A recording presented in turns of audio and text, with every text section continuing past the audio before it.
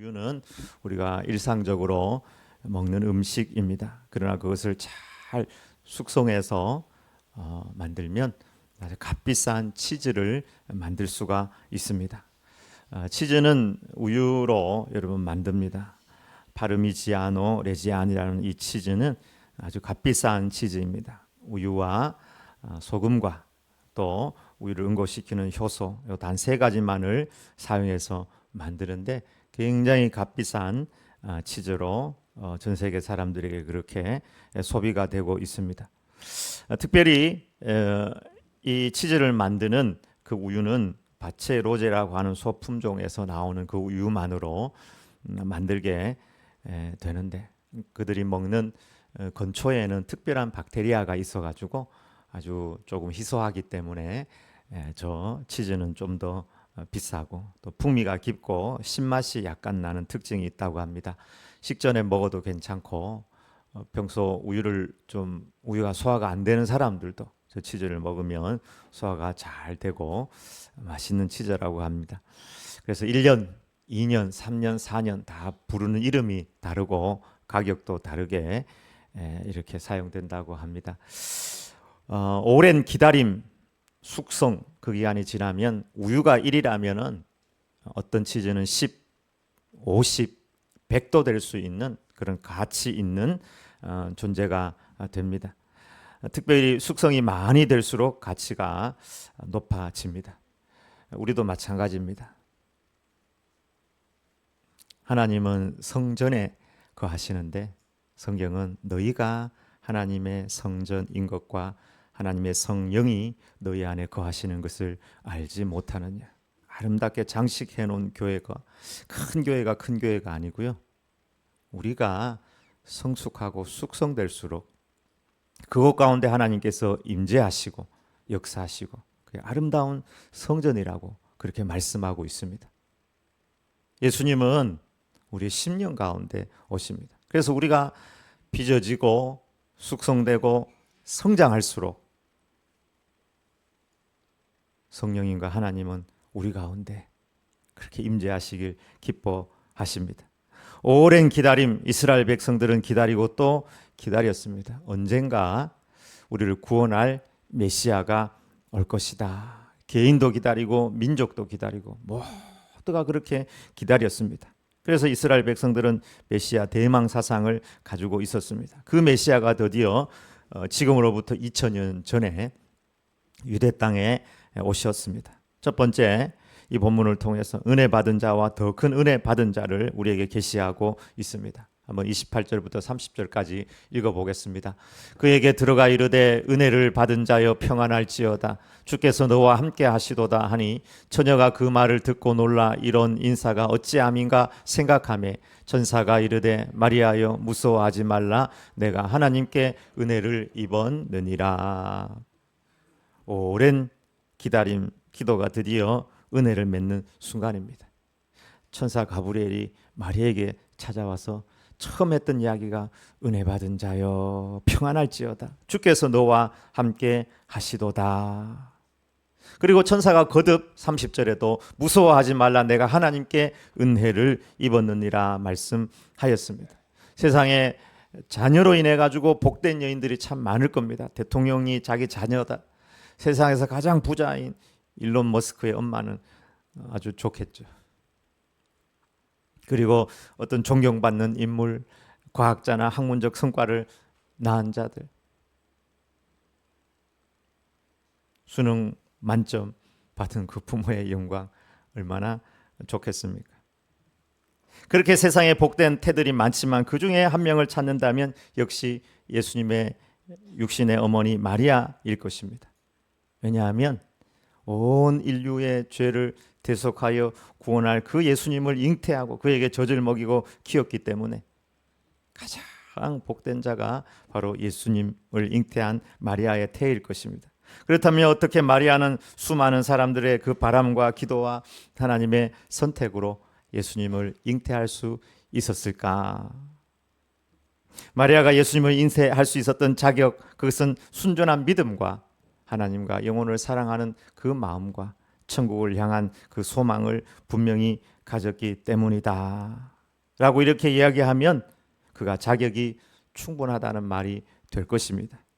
그러나 우리 입장에서 보면 마리아의 믿음, 그의 정결한 믿음, 또 훌륭한 신앙, 우리가 보기에는 그렇게 칭찬하고 축복할 수 있지만 아무리 그의 신앙이 좋고 또 훌륭하다 할지라도 거룩한 예수님을 잉태할 자격을 다 갖추지는 못할 것입니다.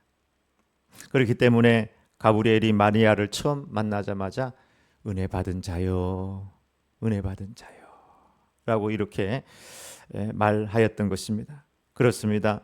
주님의 오심은 한마디로 이야기하면 한량없는 하나님의 은혜와 사랑으로 이 세상에 왔음을 가브리엘 천사가 말하고 있습니다. 마리아의 선택한 것도 마찬가지입니다. 그녀의 능력이나 공로나 신앙의 어떤 대단함으로 인해서 그녀가 선택된 것이 아니고 그냥 일방적인 하나님의 100%의 은혜와 사랑으로 그녀가 선택받았다는 것입니다. 여러분, 모든 것이 하나님의 은혜입니다. 매 순간이 감사이고 매 순간이 다 은혜입니다. 저는 어떻게 생각하느냐 하면 마리아가 순종한 것도 주의 예정위원이 주의 말씀대로 내게 이루어지이다 이렇게 이야기한 것도 마리아가 순종하였기 때문에 은혜 받은 것이 아니라 순종할 수 있는 그 믿음도 하나님께서 은혜 주셔서 그가 순종할 수 있었다고 그렇게 생각을 합니다. 말씀대로 내게 이루어지이다는 이 의지의 어떤 승리가 아니라 하나님의 은혜의 열매입니다. 믿고 싶어하는 마음, 순종하고자 하는 그 의지 자체도 하나님께서 은혜 주셨기 때문에 그렇게 된 것입니다. 사도 바울이 주님 믿고 모든 것을 깨닫고 난 다음에 그 또한 그렇게 고백하였습니다. 모든 것이 은혜입니다. 고린도전서 15장 10절에서 11절 그러나 내가 나 된 것은 하나님의 은혜로 된 것이니 내게 주신 그의 은혜가 헛되지 아니하여 내가 모든 사도보다 더 많이 수고하였으나 내가 한 것이 아니요 오직 나와 함께 하신 하나님의 은혜로라. 그러므로 나나 그들이나 이같이 전파하며 너희도 이같이 믿었느니라. 그렇게 수고하고 그렇게 고생해서 많은 선교의 성과를 거두어도 내가 한 것이 아니고 다 하나님의 은혜였다는 것을 그가 고백하였습니다. 매 순간이 은혜이고 매 순간이 다 하나님의 감사한 것밖에 없다고 고백한 것입니다. 사랑하는 성도 여러분, 우리가 마리아처럼 순종하고 마리아처럼 결단하며 주님 따라가야 하는 것도 맞는 말이지만 그보다 더 중요한 것은 철저히 우리는 하나님의 은혜를 바라보며 그 은혜를 의지해야 된다는 사실입니다. 하나님의 은혜를 바라보고 그 은혜를 사모하는 삶을 살아야 합니다. 마리아가 은혜를 받은 자라면 성경은 우리를 향하여 너희들은 은혜 위에 은혜를 받은 자다 이렇게 말씀하고 있습니다. 왜 우리가 은혜 위에 은혜를 받은 자입니까? 마리아는 그 태 예수님을 받았지만 그 마리아가 고생하고 기르고 낳고 십자가에 못 박힐 때 그 가운데 있고 그 부활하신 주님을 우리는 마음에 영접하였으니까 그 주님이 내 심령에 와 계시니까 우리는 마리아보다도 더 큰 은혜 위에 은혜를 받은 자입니다. 그래서 요한복음 1장 15절 16절에 요한이 그에 대하여 증언하여 외쳐 이르되 내가 전에 말하기를 내 뒤에 오시는 이가 나보다 앞선 것은 나보다 먼저 계심이라 한 것이 이 사람을 가리킴이라 하니라. 우리가 다 그의 충만한 데서 받으니 은혜 위에 은혜로라. 아멘. 우리는 예수님 영접한 백성이 되었기 때문에 은혜 위에 은혜를 받은 자입니다. 어느 목사님이 장로님 이제 마지막이 되어서 신방을 갔는데 그 목사님도 좀 대단한 게 예수님을 장로님의 구주인 걸 믿으십니까? 그러니까 예, 믿습니다. 오늘 하나님께서 당신을 부르시면 천국에 갈 확신이 있습니까? 예, 확신이 있습니다. 예, 됐습니다. 그리고 기도하고 가려고 하는데 그 장로님이 목사님, 내 인생은 다 부족하고 죄밖에 없었습니다. 하나님께서 나에게 은혜 주셨습니다. 모든 것이 하나님의 은혜입니다. 나는 십자가 보혈의 은혜만을 붙들고 있습니다. 여러분, 그 장로님의 고백이 그 장로님의 고백만 이겠습니까? 우리도 마찬가지 아닙니까? 여러분, 주님 위해 사십니까? 예, 그렇게 열심히 주님 위해 사십시오. 그럼에도 불구하고 사도 바울처럼 마지막에는 우리는 하나님 앞에서 나의 나 된 것은 오로지 주님의 은혜, 그 은혜 아니면 나는 하나님 앞에 설 수 없습니다. 그것을 고백하는 사람들이 저와 여러분인 것입니다. 그렇다면 우리는 은혜 받은 자로 어떤 삶을 살아야 할까요? 먼저는 은혜로 구원받았으니 늘 감사하는 거예요. 매 순간 생각해 보면 모든 것이 감사해요. 여러분이 안 태어나가지고 여기 없다고 해가지고 누가 뭐라 할 사람 아무도 없습니다. 그 아무개가 왜 지금 하나님 여기 안 와 있습니까? 소송하고 걸고 하나님께 뭐 이야기할 사람 아무도 없다니까. 그런데 우리가 이렇게 있잖아요. 우리가 존재하잖아. 돌아보면 한 가지가 감사해요. 감사해서 섬기는 삶을 살고 감사해서 봉사하는 삶을 삽니다. 두 번째는 자신의 능력보다 하나님을 의지하는 삶을 삽니다.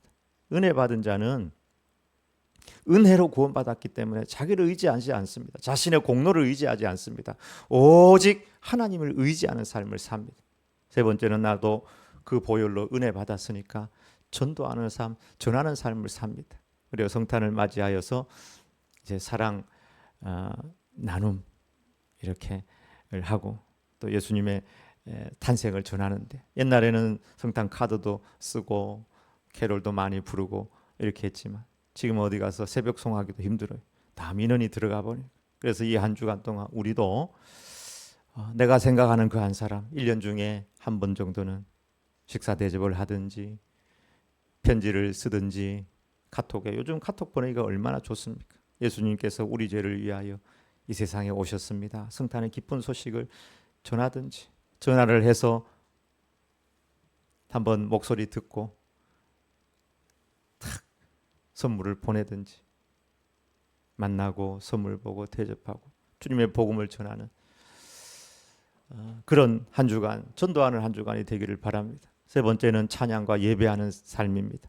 이게 이제 누가복음 1장, 2장 넘어가면요, 마리아가 이제 예수님께서 자기 안에 오셨다는 그 은혜에 감격하여 찬가를 합니다. 마리아 찬가. 수요일 날 말씀 전할 거예요. 은혜 받은 자는 찬양합니다. 내 입술이 찬양이 끊어져 있다. 좀 뭔가 메말라 있어요.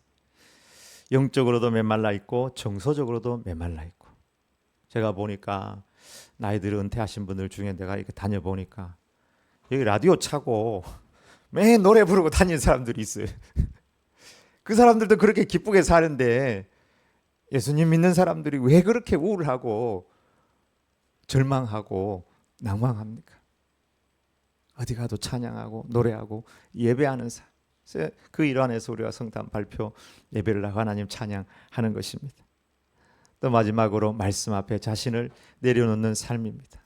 여러분, 우리가 구원받는 거 아무리 해도 논리적으로 계산이 안 돼요. 마리아가 예수님 잉태한 거, 이거는 설명할 수가 없어요. 하나님의 말씀, 하나님의 은혜, 그 말씀 앞에서 내 자신의 상처나 어떤 자존심이나 모든 것을 내려놓을 수 있는 삶, 은혜 받은 자의 삶인 줄 믿습니다. 여러분 따라해 보십시다. 말씀대로 내게 이루어지이다. 아멘. 전체가 다 해보십시다. 아멘. 입이 막히고 여기가 막히면 아멘이 안 나와요. 순복음교회가 어떻게 부흥한지 아시죠, 여러분? 조영기 목사님이 설교하면은 아멘, 아멘, 아멘. 거기는 아멘을 3번 합니다. 옛날에 아멘, 아멘, 아멘. 말씀 앞에서 말씀대로 내게 이루어지이다. 아멘, 아멘, 아멘. 여러분, 처녀가 어떻게 남자 없이 아기를 가집니까? 말씀대로 내게 이루어지이다. 아멘, 아멘, 아멘 했을 때 그 아멘의 그릇에, 그 믿음의 그릇에, 그 순종의 그릇에 예수님께서 오셨다는 사실입니다. 우리도 이 성탄의 계절에 우리의 입을 막게 하는 우리의 경험이나 믿음 없음이나 내 감정이나 어떤 지식, 이건 다 내려놓아야 합니다. 판단보다는 수용, 미움보다는 사랑, 계산보다는 의탁이 필요합니다. 여러분, 우리가 마리아가 예수님이 잉태한 거 어떻게 설명하겠어요? 난제 중에 난제예요. 설명할 길이 없습니다. 논리적으로 설명할 길이 없어요. 요셉도 처음에는 못 받아들였으니까. 그걸 어떻게 누가 어떻게 설명을 하겠어요? 본인이 설명한들 다른 사람이 어떻게 알겠습니까? 거짓말한다고 생각하겠죠. 난제 중에 난제입니다. 그런데 우리 안에 어떤 판단이나 어떤 미움이나 어떤 계산은 이 아멘을 던져버리게 만듭니다. 다른 사람이 미우면요, 계산이 안 돼요. 저거 봐라, 저거 어디서 못된 짓 해가지고는, 임신해가지고는 성령님께서 지한테 왔단다. 마리아도 왜 나한테 이런 고난을 주시는가? 그러나 그거 다 내려놓고 말씀대로 내게 이루어지다 했을 때에 은혜가 온전히 그에게 임했던 것을 우리가 꼭 기억해야 합니다. 두 번째, 기다림 위에 성령님이 역사하셨습니다. 35절 읽어보겠습니다.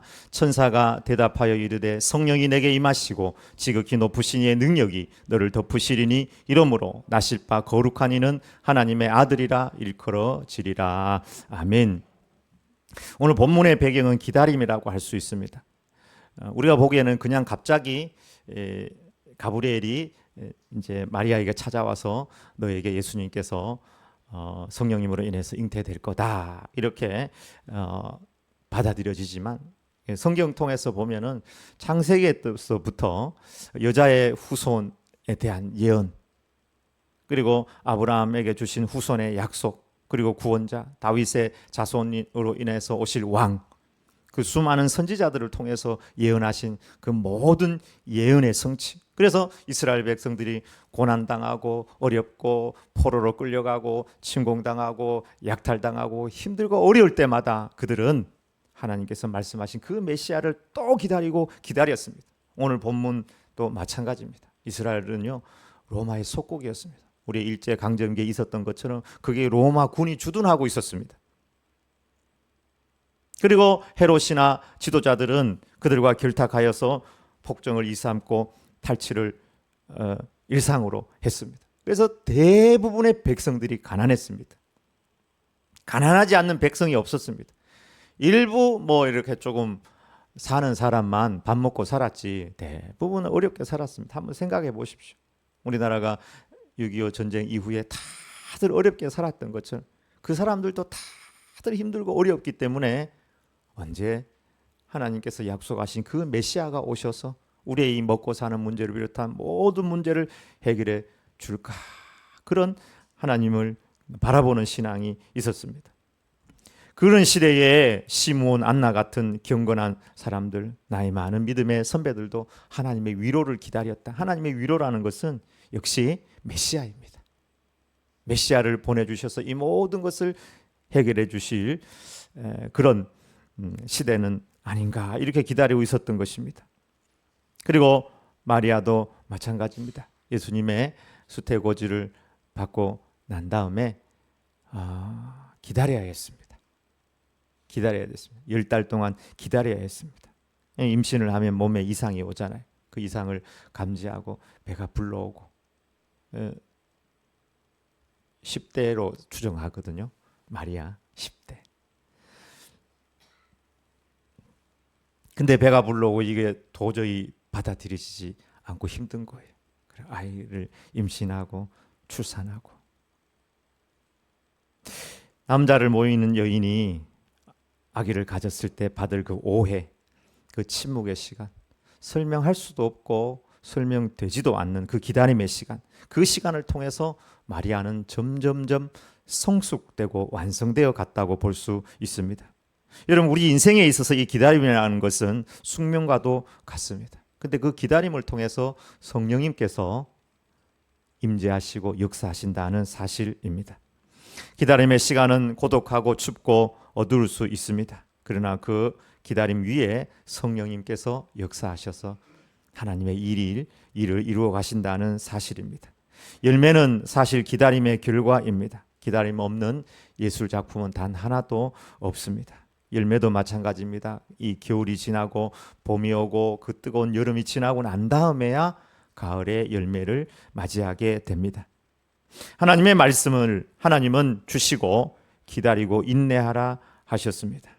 그런 의미에서 보면 기다리면 아직 아무것도 이루어지지 않은 무능이 아니라 기다림은 이미 시작하신 것을 이루어 가시는 과정이고 그것을 신뢰하는 믿음이 그 기다림 속에 필요하다는 사실입니다. 마리아는 기다리면서 진짜 예수님의 어머니로 변해갈 수가 있었습니다. 여러분, 진짜로 마리아 태중에 임신하신 예수님께서 성령님으로 잉태된 것이 맞습니까? 뭐로 증명을 합니까? 어떻게 증명합니까? 마리아도 내가 증명을 해야 되나? 내가 변명을 해야 되나? 증명해도 변명밖에 안 되잖아요. 여러분, 세상에 사실 증명할 수 없는 문제, 해결할 수 없는 난제들이 있습니까? 없습니까? 있습니다. 해결이 안 됩니다. 난제입니다. 수학에도 난제가 있고 과학에도 난제가 있습니다. 여러분, 우리 인생에도 보면 난제가 있습니다. 해결할 수가 없어요. 과거에 그때 해결했어야 되는데 다 얽히고 설켜서 끝나버렸어요. 내가 해결할 수가 없습니다. 설명해봐야 변명밖에 안 되고 설명할 길도 없고. 여러분, 부부는 다 마음이 좋고 같아서 같이 삽니까? 부부라도 인내하고 기다리며 살지 않습니까? 자식은 어떻습니까? 자식 다 내 마음대로 되던가요? 몇 번 실망하지 않습니까? 며느리는 어떻습니까? 사위는 어떻습니까? 다 우리가 받아들이고 기다리지 않습니까? 여러분, 그 위에 기다림의 시간 위에 성령님께서 역사하셔야 합니다. 그래야지 성령님의 열매로 거듭날 수가 있습니다. 성령님의 열매 중에 오래 참음의 열매, 그것은 기다림이라고 할 수 있습니다. 참아주고 기다리는 것입니다. 성령님께서 역사하실 것을 기다리는 것입니다. 우리는 약속의 말씀 붙들고 그것을 기다려야 합니다. 하나님은 하나님의 백성들을 기다리게 하신 경우가 성경에 참 많이 나옵니다. 기다림은 숙명처럼 믿음의 사람들에게 임하였습니다. 아브라함 왜 75세 부릅니까? 100세 불러가지고 자식 주죠. 75세 불러가지고는 하늘의 별 바다의 모래처럼 네 자녀가 많을 거다고 했습니다. 그러면은 그 다음에부터 계속 자식을 줘야죠. 그래야 하늘의 별처럼 바다의 모래처럼 자식이 많을 거잖아요. 자식은 안 주고 매일 불러가지고 떠나라고 해가지고 뺑뺑이만 돌리고 나이 들어가지고 이제 모든 소망이 끊긴 그 100세가 되어가지고는 99세 와가지고 내년에 자식 가질 거다. 사라가 팍 웃어버리는 거예요. 웃음이 나올 정도 그때까지 기다리고 난 다음에야 자녀를 그 가정에 허락하셨습니다. 왜일까요? 왜일까요? 자식 받고 난 다음에 아브라함의 하나님을 향한 그 신뢰의 그릇이라는 것은 그 이전과 비교할 수 없었다고 생각합니다. 그의 마음속에 진짜 믿음이 생긴 겁니다. 여러분, 말씀에 대한 진짜 믿음은 한순간 내가 믿습니다 해가지고 생긴 것은 결코 아닙니다. 우리 안에 하나님께서, 성령님께서 기다림을 통해서 역사하셔야 합니다. 여러분도 기다리고 저도 기다리고 성령님도 기다리고 말씀을 믿는 믿음으로 기다리면 그 가운데 성령님께서 일하십니다. 다윗도 마찬가지입니다. 기름 붓고 난 다음에 기름 부었으면 그 다음 일사천리로 일이 처리돼야죠. 기름 붓고 난 다음에 그 다음부터는 세왕 이야기가 나오는 것처럼 고난의 학교에 입학해가지고 모든 게 막히는 거예요. 그전에는 모든 게 형통이었거든요. 아버지 밑에 있으면서 형님들 있고 그냥 양들하고 지내고 잘 놀고 자유롭고. 근데 사명 받고 난 다음부터는 모든 게 막히고 모든 게 힘들고. 그러고 난 다음에 약 15년 세월 이후에 그가 왕이 되었던 거예요. 기다림의 시간을 통해서 하나님께서 그를 만들어 갖고 성령님께서 일하셨습니다. 요셉도 마찬가지입니다. 배신과 억울함 속에 노예로 기다렸고 감옥에서 기다렸고 다시 7년의 풍년이 왔을 때에도 기다렸습니다. 기다리고 난 다음에 이제 형들이 올라오고 나중에 아버지가 올라오고 당신들이 나를 팔았다. 그 당신들이 나를 인신매매했다 이게요. 어떤 단어로 바뀌는지 아시죠? 하나님께서 만민의 생명을 구원하기 위해서 나를 먼저 파송했다는 거예요. 모든 난제가 기다림을 통해서 성령님께서 역사하셔서 이것이 해결이 되었습니다. 예수님께서 십자가에 못 박히시고 부활하시고 난 다음에 마리아 안에 있는 난제도 정말 성령님께서 함께 하셔서 이런 일들을 이루셨구나. 그게 다 해결이 되었을 것입니다. 반면 사울 왕 여러분 기억하시죠? 저쪽에서 블레셋들이 올라왔는데 여기 빨리 예배를 드리고 제단을 드리고 가서 전쟁을 해야 되는데 블레셋은 점점 모이고 막 소리 지르고 하니까 여기 백성들이 흩어지기 시작하고 지금 예배 드리고 빨리 뭔가를 해야 되는데 진행이 안 되는 거예요. 그러니까 하나님의 종이 와서 사무엘이 와서 일을 처리를 하고 예배를 드려야 되는데 지 마음대로 해버리는 거예요. 월권하고 조급한 마음에 자기 마음대로 다 했습니다. 그것 때문에 사울이 또 버림을 받았던 것을 우리가 기억합니다. 여러분 인간적으로 어떤 일을 해서 인간적인 결과를 낼 수는 있습니다. 그러나 성령님의 열매를 맺기는 어렵습니다. 좀 기다려야 됩니다. 기다려야 돼. 성령님께서 일할 수 있도록.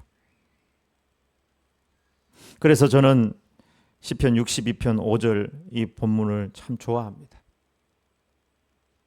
왜 좋아하느냐 하면 자기 자신을 객관적으로 딱 이렇게 이야기해요. 이 시편이 다윗의 시편이거든요. 나의 영혼아, 자기가 자기한테 이야기하는 거예요. 나의 영혼아 잠잠히 하나님만 바라라. 우른 나의 소망이 그에게서 나오는 도다. 얼마나 다른 소망, 다른 구원, 다른 도움을 바랬겠어요. 자꾸 그쪽으로 달려가는 거예요. 기다리지 못하고. 그런데 다윗이 자기 영혼에게 이야기를 하는 거예요. 나의 영혼아 잠잠히 하나님만 바라라. 물은 나의 소망이 그로부터 나오는 도다. 여러분 이 성경 구절은 여러분이 꼭 암송하길 바랍니다. 내가 내 영혼에게 이야기하는 거예요. 하나님에게만 소망을 두고 하나님만 바라봐라. 다른 거 자꾸 바라보면 그게 의해 가지고 내가 조급해서 어떤 일을 할 수는 있는데 성령님의 열매가 아닌 육신의 열매밖에 맺지 못합니다. 기다림은 성령님의 열매가 익어가는 하나님의 시간입니다. 여러분 어떤 난제가 있습니까? 우리 인생에 참 난제가 많습니다. 나도 헷갈리는 난제, 해결할 수 없는 난제. 잠잠히 아기 예수님을 바라보며 또 십자가에 죽으시고 부활하신 그 주님 바라보면서 하나님의 열매로 우리 자신이 드려져서 성전이 아니라 이 성전에 주님께서 오시는 그 축복의 역사가 있으시길 주의 이름으로 축원합니다. 아멘.